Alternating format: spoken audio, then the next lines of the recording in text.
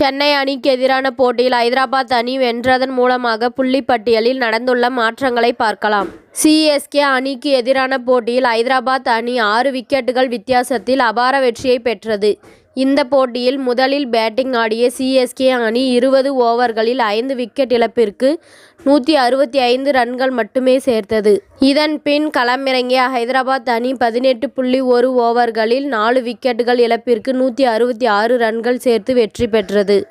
இதன் மூலமாக ஐதராபாத் அணி இந்த சீசனில் 2வது வெற்றியை பதிவு செய்துள்ளது.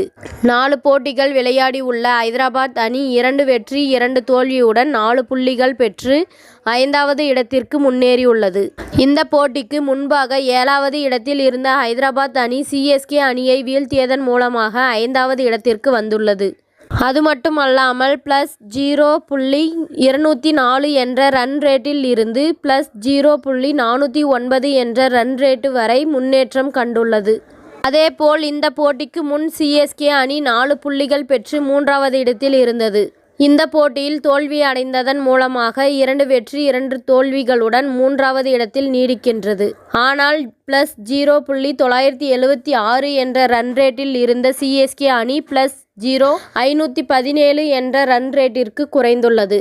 சொந்த மண்ணில் ஆடிய 2 போட்டிகளிலும் வென்ற சிஎஸ்கே வெளி மைதானங்களில் விளையாடிய 2 போட்டிகளிலும் தோல்வியை சந்தித்துள்ளது. இதனால் சிஎஸ்கே அணி ரசிகர்களும் சோகத்தில் உள்ளனர்.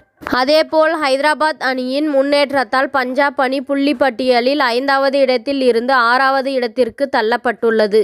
அதேபோல் 6வது இடத்தில் இருந்த குஜராத் அணி 4 புள்ளிகளுடன் 7வது இடத்திற்கு தள்ளப்பட்டுள்ளது. புள்ளி பட்டியலில் 3வது இடத்தில் இருந்த 7வது இடத்திற்கு 5 அணிகள் 4 புள்ளிகளுடன் அடுத்தடுத்த இடங்களில் உள்ளது. இதனால் அடுத்தடுத்த போட்டிகள் நடக்கும்போது புள்ளி பட்டியலில் எண்ணற்ற மாற்றங்கள் இருக்கும் என்று எதிர்பார்க்கப்படுகின்றது. இத்துடன் இந்த செய்தி முடிவடைகின்றது. நன்றி, வணக்கம். மீண்டும் அடுத்த வீடியோவில் சந்திப்போம். மேலும் இதுபோன்ற சுவாரஸ்யமான தகவல்களை அறிய தமிழ் சிறை சேனலை சப்ஸ்கிரைப் பண்ணுங்க, ஷேர் பண்ணுங்க, லைக் பண்ணுங்க மற்றும் கமெண்ட் பண்ணுங்க.